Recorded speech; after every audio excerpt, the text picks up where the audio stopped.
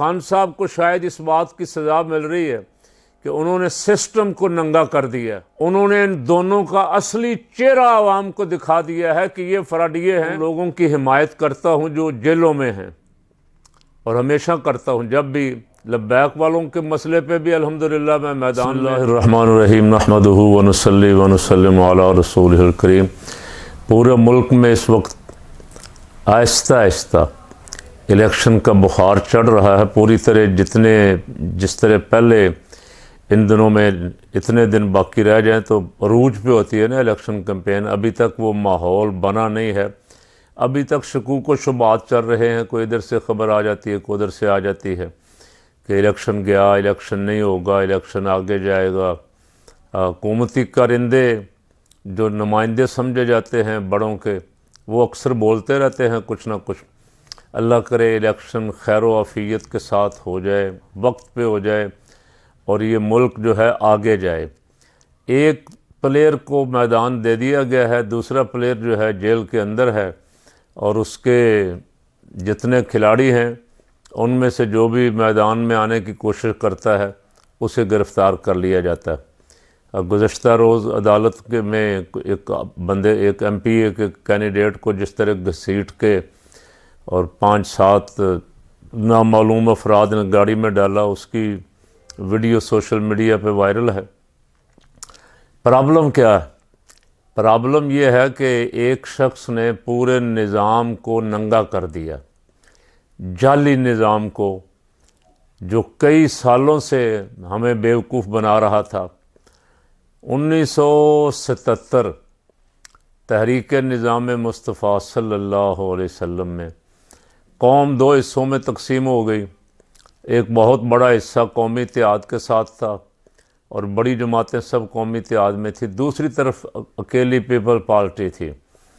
Peoples party में उस वक्त भुट्टो साहब ख़ुद थे और मद्दे मुकाबिल हज़रत मौलाना शाह नूरानी सिद्दीकी रहमतुल्लाह अलैह, मौलाना मुफ्ती महमूद, मियाँ तुफ़ैल और नवाबज़दा नसरुल्लाह ख़ान अब्दुल वली ख़ान जैसे लोग थे, मद्दे मुकाबिल थे। तो कौम का एक बड़ा हिस्सा मद्दे मुकाबिल था। वो इलेक्शन बदकिस्मती से नहीं होने दिए गए।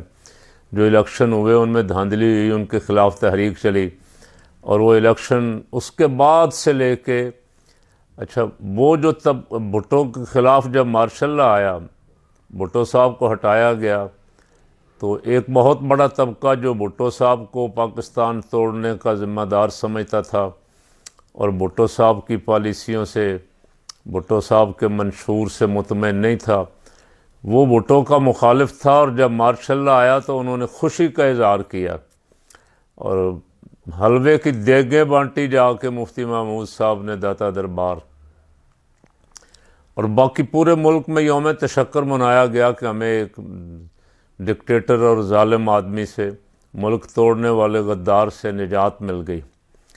उसके बाद जनरल ज़ियाउल हक़ को जो हिमायत मिली, वो हिमायत भी भुट्टो मुखालफत में मिली। और जो भुट्टो का मुखालिफ तबका था वो जनरल ज़ियाउल हक़ मरहूम को पसंद करता था कि उन्होंने हमें निजात दिलाई है, और वो इस्लाम का नाम लेते थे। वो करते करते करते जनरल ज़ियाउल हक़ साहब अपनी सारी मेहनत जो थी, जो कुछ कारकर्दगी थी, वो सारी मियाँ नवाज़ शरीफ को दे गए, ये कह के कि मेरी उम्र भी मियाँ को लग जाए। मियाँ को पहले उन्होंने सूबाई वज़ीर बनवाया, फिर सूबाई वज़ीर आला बनाया, फिर वज़ीर आला बनाया। और मियाँ साहब को ये 2 हिस्सों में तकसीम जो कौम हुई थी, वो एक हिस्सा जो है वो मियाँ साहब के साथ आ गया, एक पीपल पार्टी के साथ चला गया। और मियाँ साहब के साथ जो दीनदार लोग थे, जिसमें कौमी इत्तेहाद की चूँकि जमातें थीं, उनके जो वोटर थे, अब वो भी आहिस्ता आहिस्ता, कौमी इत्तेहाद की जमातें तो फिर ज़ियाउल हक़ साहब से नाराज़ होकर हुकूमत में जो गई थी वो भी निकल आईं। और मौलाना शाह नूरानी रहमतुल्लाह अलैह, मौलाना अब्दुल सत्तार नियाज़ी रहमतुल्लाह अलैह, वो तो हुकूमत में गए ही नहीं थे, शामिल ही नहीं हुए, उन्होंने माना ही नहीं। फ़ौजी हुकूमत उन्होंने तस्लीम नहीं की।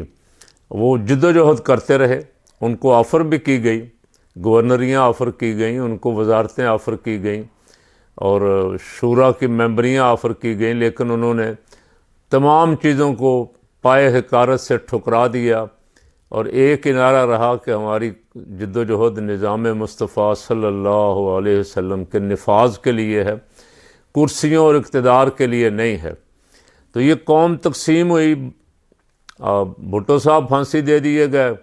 अब भुट्टो साहब के बाद नुसरत भुट्टो, नुसरत के बाद बेनज़ीर आ गई और बेनज़ीर और नवाज़ शरीफ का काफ़ी देर जोड़ पड़ा रहा, लेकिन बदकिस्मती से मंशूर एक ही था दोनों का, और वो मंशूर था कौम को लूटो, कौम का माल खींचो, बाहर ट्रांसफ़र करो, बाहर जायदादें ख़रीदो, बाहर बैंक अकाउंट्स बनाओ, बाहर बड़े बड़े महल्लात बनाओ। और वो ऐसा दो ग्रुपों में तकसीम हुए कि तीसरी जमातें जो थी, यानी 88 में जमीयत उलमाए पाकिस्तान को तकरीबन 36 सीटों पे दूसरे नंबर पे थी, लेकिन नून लीग वालों ने शोर डाला कि JUP ने हमारी सीटें जो हैं हरवाई हैं, अगर ये ना होते तो हम जीत जाते और पीपल पार्टी को इक़्तिदार ना मिलता। और हमारा मौक़िफ़ ये था कि अगर ये मुखलिस होते मुल्क के साथ या इस्लाम के साथ, तो ये हमारे उम्मीदवारों के मुकाबले में अपने बंदे बिठा लेते। वो 26 या 32 या 36 सीटें जो थी वो पीपल पार्टी को मिलने की बजाय JUP को मिल जाती। तो JUP तो हमेशा से दाएं बाजू की जमात थी, लेकिन नून लीग ने इतना भी बर्दाश्त न किया और उनको ये गवारा ही नहीं था कि कोई दूसरा भी उनके साथ इक़्तिदार में या हुकूमत में या असम्बली में हिस्सेदार बने। वो चाहते थे हमारी इजारादारी रहे, इस्लाम पसंदों को भी हम बेवकूफ़ बनाते रहें और पैसे वालों ठेकेदारों को भी हम बेवकूफ़ बना के साथ लगाए रखें। ये सिलसिला उनका तकरीबन 35 साल से चल रहा है। हर दफ़ा वो इलेक्शन में एक दूसरे को गाली गलोच करते हैं। बेनज़ीर की नंगी तस्वीरें नवाज़ शरीफ एंड कंपनी ने, परवेज़ रशीद और उनके हवारियों ने हेलीकॉप्टरों के ज़रिए शहरों के ऊपर फेंकवाई और बड़ा मज़मूम प्रोपेगंडा किया, जो किसी भी ख़ातून के ख़िलाफ़ करना किसी सूरत भी ना अखलाकियात उसकी इजाज़त देती है, ना सियासियात उसकी इजाज़त देती। 2013 में खान साहब 2002 के इलेक्शन में भी थे तो सही, लेकिन एक ही सीट मिली उनको, और वो इलेक्शन भी बंदोबस्त वाला था, तय कर लिया गया था किस किस को कितनी सीटें देनी। परवेज़ मुशर्रफ की हिमायत का इनाम एक सीट उनको मिला, एक सीट ताहिर अल कादरी साहब को मिली। 2013 वाले इलेक्शन में भी खान साहब मैदान में 2008 वाले में थे, लेकिन को खातर खा कामयाबी उनको ना मिल सकी। 2013 में खान साहब को 35 सीटें कौमी असम्बली की जीत गए और कौमी असम्बली में एक पावर बने और लोगों की निगाहें उनकी तरफ उठीं और 2018 में वो इलेक्शन जीत गए। भारी अक्सरियत से जीत रहे थे, लेकिन सिस्टम सारे का सारा ख़राब करके, जाम करके खान साहब की सीटें कुछ कम की गई और फिर तुरफा तमाशा ये कि प्रोपेगंडा किया गया, खूब प्रोपेगंडा किया कि जी सिलेक्टेड है, इसको सीटें दिलवाई गई हैं। अगर फेयर इलेक्शन होता तो खान साहब डबल सीटें उससे लेते, जो हालात बन गए थे। बहरहाल वो 5 साल नून को दिए गए, नून ने 5 साल पूरे किए, मियाँ साहब को हटाया गया, लेकिन हुकूमत तो नून की रही। शाहिद खान अब्बासी साहब ने 1.5 साल वज़ारत उज़्मा की कुर्सी संभाली, नून लीग की सारी काबीना थी। 2018 में खान साहब जब आए तो उसके बाद खान साहब का ज़ाहिर है मंशूर ये था, बयानिया ये था कि एहतसाब करूँगा, जिन चोरों डाकुओं ने पैसा लूटा है मुल्क का उनसे वापस दिलाऊँगा।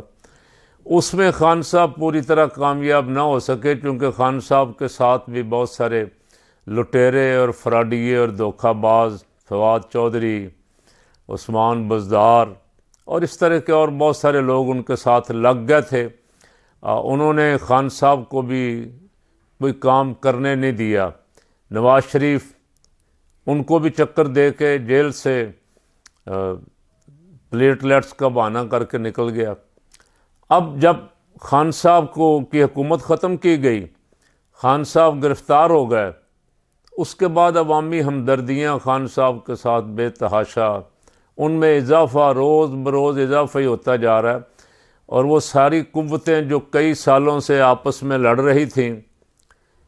भी रही थी, अंदर खाते मिलजुल के खा भी रही थी। लड़ना अवाम को दिखावा था और खाना पीना उनका शेवा था कि वो इकट्ठे मिलजुल के खाएं पिएं। दोनों के पास, फ़कीर का ये दावा है कि दोनों फैमिलियाँ, शरीफ फैमिली और जरदारी फैमिली, अगर अपना पैसा जो लूट के बाहर ले गए हैं, अगर वो पाकिस्तान में ले आए तो पाकिस्तान के कर्जे उतरते। मैं भी उन कारकुनों में से हूँ जो ये सारा तमाशा देखते रहे, और कभी कभी हम भी मियाँ की मुनाफकत की वजह से पीपल पार्टी की हिमायत सोचते थे, कभी पीपल पार्टी की लूट मार की वजह से मियाँ की हिमायत का सोचते थे। लेकिन खान साहब ने आके पाकिस्तान को एक बहुत बड़ा तोहफा दिया, एक तीसरी क़यादत जिसकी पाकिस्तान को बेहद ज़रूरत थी कि कोई तीसरी पार्टी उठे और इन दोनों से कौम को निजात दिलाए।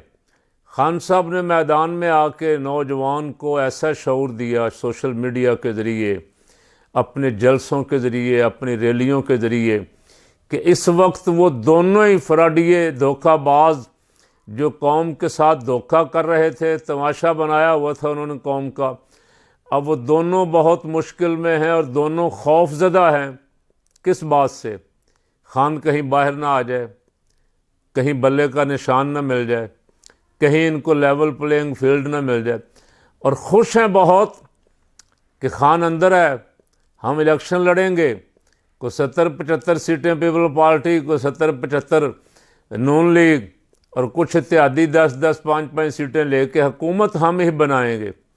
लेकिन आप हुकूमत बनाएंगे, चलाएंगे कैसे? तो मैं कभी कभी अक्सर जो अपने क्लिपों में उन लोगों की हिमायत करता हूं जो जेलों में हैं, और हमेशा करता हूं। जब भी लब्बैक वालों के मसले पे भी अल्हम्दुलिल्लाह मैं मैदान में मज़लूमों की हिमायत में खड़ा रहा।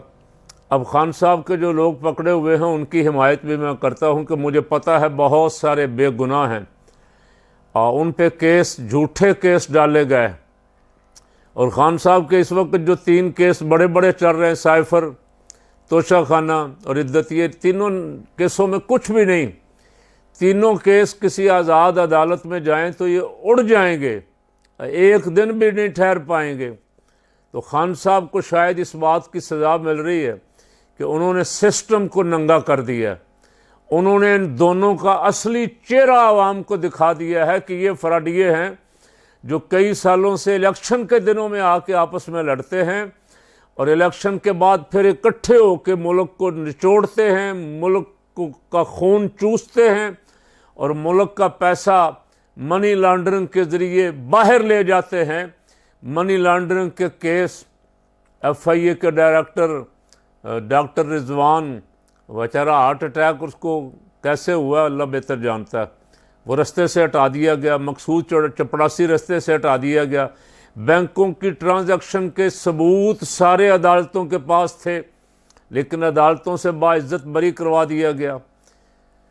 अदालतें भी साथ, ब्यूरोक्रेसी भी साथ, और बड़े बड़े पावर वाले लोग भी साथ, लेकिन एक बंदा नहीं मान रहा। और उसको ऑफ़र की गई, वो सियासतदान नहीं है।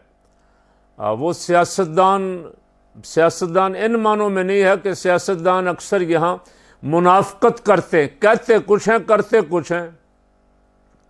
यानी दीनी जमातें सारा साल 5 साल लड़ती हैं इन सेकुलर जमातों के ख़िलाफ़, इलेक्शन में आके मौलाना किसी जमात के साथ, जमात इस्लामी किसी जमात के साथ, और अब हमारे डॉक्टर साहब भी किसी जमात के साथ चले गए।